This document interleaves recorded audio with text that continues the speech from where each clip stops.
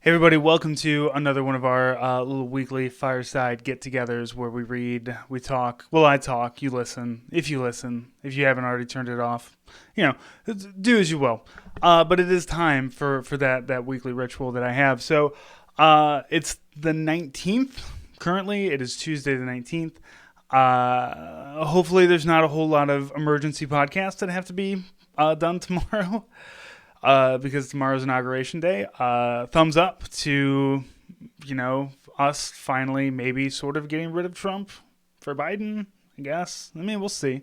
We'll see how it goes. I'm going to be the one to say it. It can't get any worse, can it? What else do we have today? Oh, a lot of National Guard troops downtown in downtown D.C., and 12 of them so far pulled because they might be connected to, which they have been found connected to, they call them fringe groups, which I don't know what that means. Because a fringe group, when you say that, it's just like, okay, this guy's in like Adam Waffen. Okay, obviously, those are literal Nazis. So yeah, that's a fringe group. But I'm sure that there's a lot of those National Guardsmen that are very 3%er, libertarian, don't tread on me, Molon Labe kind of thing. And I'm guaranteeing you they're not getting rid of those guys. If you got rid of every troop that had a Confederate flag and a don't tread on me thing, we wouldn't really have much of a force happening anymore. So hopefully that all doesn't, fucking blow up on our faces tomorrow. Fucking, I don't know, man. I would love to give you all some sort of words of advice, but fucking I don't have them. What I do have though, I have been selling these. Because I fucking love pins. I've been selling these little Soviet pins. You get a bag, you get a couple of them, a couple pins in there, and then it's just these king shit buttons, man. Look at that guy. Look at him. You got him. Look at that. So this has been a lot of fun. These are a lot of Soviet era pins, and I've been really enjoying going through them and picking out all the good ones that I want to keep, like my little Sputnik one that I kept. But don't worry, I only keep one good one every couple bags I've gotten in. I only have two, I think. Yeah, I've got my little Sputnik one, and then I've got one that's a big fancy F for Francis. So that's been fun. I should have some more coming in pretty soon. Just again, the store is basically, I wanted a bunch of cool stuff, so I'm going to just order it for myself, and then if anybody else wants it, I guess you can buy some. We're going to have some Spaceman Spiff patches coming in this week that I'm very excited about to show all of you. So let's get into our reading. This is from a paper called Left Face. So Left Face was it was published outside of Anniston, Alaska. So there's a lot of training places all over the United States, and I'm not sure where Anniston is. I'm not sure where this one is, because I know we have at least two major bases in Alaska.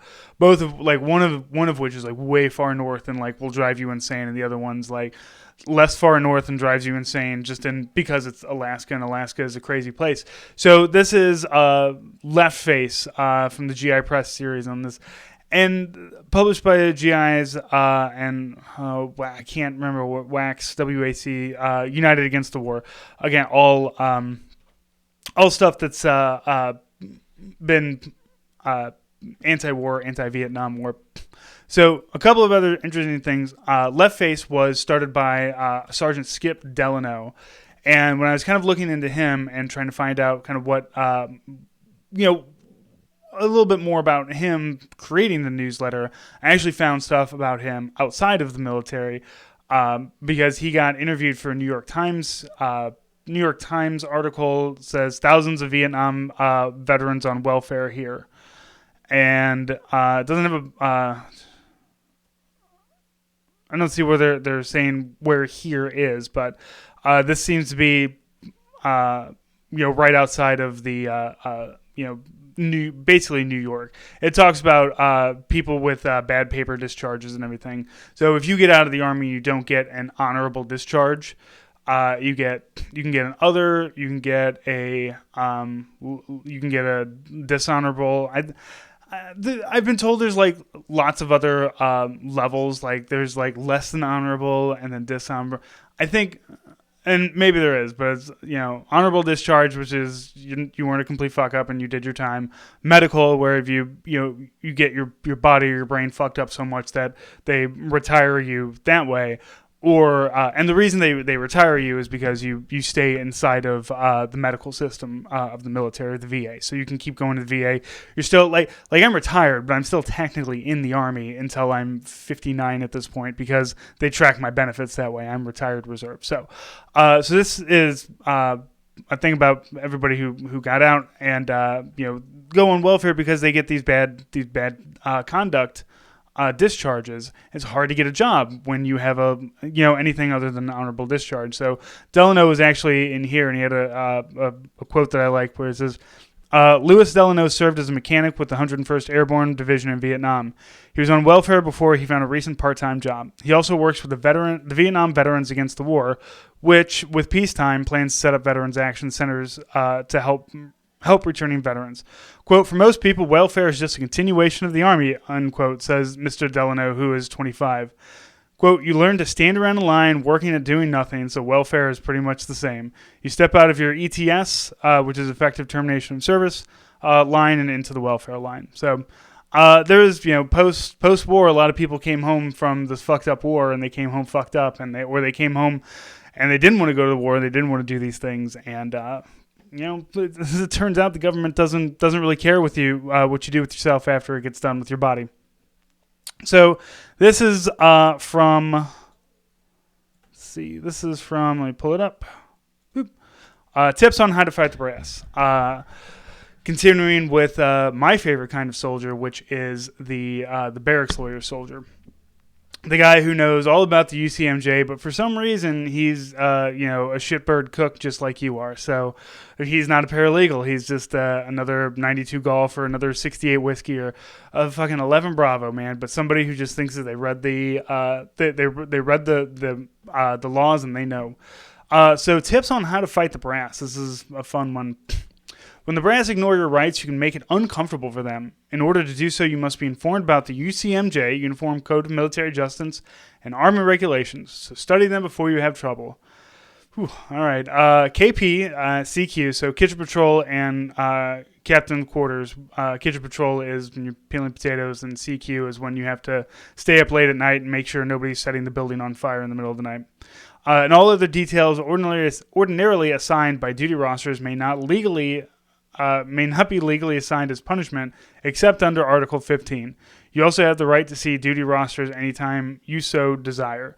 So if you're going to be punished with having to do KP, they have to put it down in writing as an Article 15, which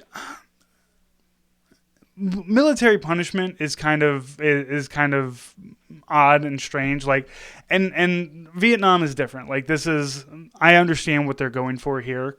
But I'm just thinking about when me being when I was in the early aughts. That was how if you didn't want anything to go down on like your permanent record in the military, you didn't want an Article 15 where they take your money and everything. You can kind of sometimes you would have somebody who's like, fuck it, you're gonna work KP for like 2 weeks or so. If you want. I've heard of that. So this is saying you can't be forced to do that. If they want to put you on punishment, they have to give you the Article 15.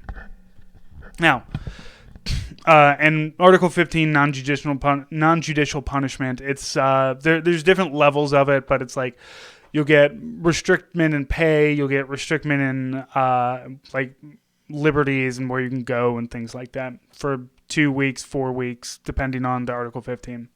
You cannot legally be given a punishment except by courts-martial or your general officer. Any order by anyone other than the former to do anything for punishment is unlawful. You do not have to obey unlawful orders. It is sometimes better tactics to obey the orders and then bring smoke on them later.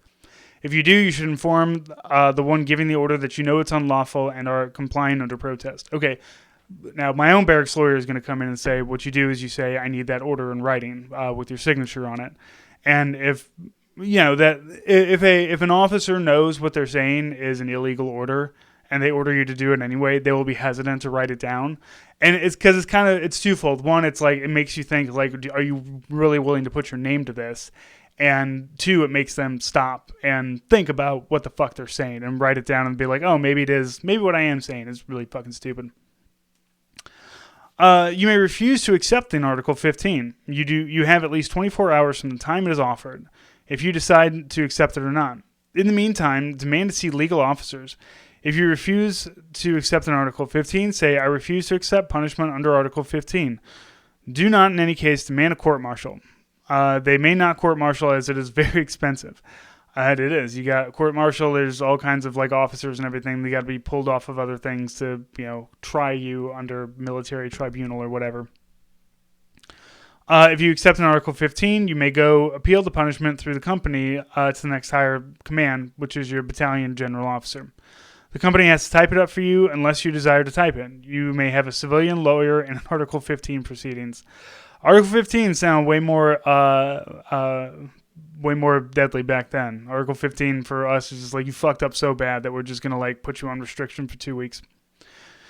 You can refuse a summary court-martial. The Army must provide legal counsel, but not a lawyer to represent you. You may have a civilian lawyer. Never accept a summary court-martial without advice from a civilian lawyer. You can appeal a summary court-martial. The appeal is addressed to the convening authority, the battalion GO, but it goes up to the Army area judge advocate. With the aid of a lawyer, an appeal can go even higher. The Army will very likely handle your appeal illegally. This will provide you with more ammo for the steps. The Army will definitely fuck it up. I did a bonus episode a couple months ago with a guy who's in the military, in the legal department in the military, and has done a lot of reading and research into Guantanamo Bay and how, like, pretty much everything, we have nothing that we can nail anybody on. We don't, like, all the evidence is completely fucked because the Army tortured it out of people, or the Army just fucking stepped on its own dick or destroyed evidence because it's stupid, or it's just been 20 years, but also it's like, we just can't let them go, which we absolutely can. They're all old men. Like, they're not gonna... And let's be honest, like, if Iran locked you up for 20 years on an island somewhere and, like, just kept dicking you around and then one day let you go, you'd probably want to go blow some shit up too. So let's be honest, like, if we do release them, we kind of have it coming. We should still absolutely release them, though. Give them a lot of money and apologize. Give them nice houses somewhere where they won't be angry at us anymore. We can only hope. If you're harassed, charged, or abused individually or collectively, you should take one or more of the following steps. All are useful. So this is actually a lot. I make fun of it, but all of this stuff actually does come from civilian lawyers. The GI papers worked with activist lawyers all the time and made sure that they understood UCMJ and would be able to pass along. This isn't all just like some dipshit in the barracks. I promise. All right. Take one of more of the following steps. Complain to the chaplain. Permission to see him can't legally be denied. You do not have to say what it's about. If anything, say it's personal. It's best not to tell the brass. Let them sweat a bit. There's a lot of opinions about chaplain corps in the military. I'm ambivalent because I'm not religious, but I wouldn't take it away from anybody. But I do know I have friends that have used the chaplain as kind of a roundabout way for mental health things because they needed help but weren't comfortable at the time just going to the VA because it's during all that time when it's hard for soldiers to admit that they needed help, and also they'd be worried that their careers would get fucked. So I've seen chaplains be really helpful in those situations. So also they can also be complete dipshits. I've known plenty of those too. Like anybody, chaplains are just a multitude of people, and some of them fucking suck. All right, see or write the Inspector General. Permission to see him cannot be denied. You do not have to tell anyone why you want to see the IG. Contact a civilian lawyer. If you're short of funds, contact me or one of the following organizations. And it has phone numbers for the GI Civil Liberties Defense Committee, GI Defense Organization, Atlanta ACL, or Atlanta Civil Liberties Union. And then You can see the post legal officer anytime you wish. Do not say why. Permission cannot legally be denied. Go up the chain of command, step by step, as high as you can go. You can tell your CO it is personal, and you cannot discuss it with him. Permission to see the next higher in the chain of command cannot be legally denied. First, ask to see the company commander, talk to him, and if he gives you no satisfaction, ask to see the battalion commander. You may continue in this manner until you get satisfaction or talk to President Nixon. Obviously, no.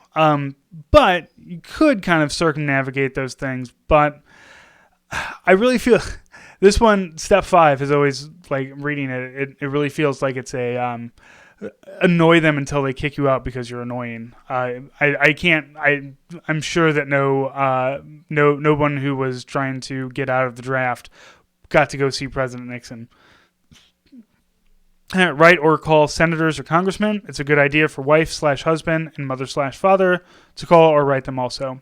7, have your wife or husband or mother or father, which is curious because only men were drafted, but I guess I have to look into the women's anti-war movement during this time because women would have to choose to join the military. So they weren't drafted, but there were women in the military. So it's an interesting side of it that I hadn't considered. But okay, have your wife, husband, or mother, father write your CO, the post chaplain, and post commander, the Secretary, Army, and the President. It does help to take steps 1 through 7. The Army fears people with brains and guts to use them. The higher you get, the nicer they talk, and the more the brass under the one you're talking to sweats. Remember, it pays to know the UCMJ and the Army regulations. Study them and discuss them with your friends. The Army also fears people who talk about things other than getting short and going home. Very true. The Army would hope to get their year out of you and push you back out the door and have you go and not bother them anymore. But there's people like this people like this Sergeant Delano, who said, fuck all that noise, man. And thank God for it. Cannot imagine having to be somebody who jumps the draft back then. I mean, it was an unpopular war in the first place, but man, the army and the government is not kind with any of this shit. So a lot of these guys did a lot of time in stockades. 5 months, 6 months, up to 2 years, depending. Spending in federal prison, spending in Leavenworth, and then you're marked for the rest of your life. I mean, you've done federal time and you get a dishonorable discharge. Hard to find a job after that, but so a lot of bravery from everybody who's doing that. So. As always, everybody, thank you for jumping on and listening to me go on about this. Really enjoying this. I've found a whole repository of like so many GI papers, and not just GI ones. LGBT, women's rights, all these things from these times. So I'm really going to start expanding a little bit as well. I know I have some stuff from St. Louis as well that I'm trying to. Do you see how nice this looks? Like this nice scanned in and everything, and then the one side it has like OCR done, so you can actually like copy and paste it into a Word document and read it nicely and touch it up and everything. I don't have that on everything, so some of it's going to take a little bit of restoration, I guess. But I'm really enjoying doing it. Hopefully, I'm trying to get up to doing these a little more often. So, but thank you, and we'll talk to you next time.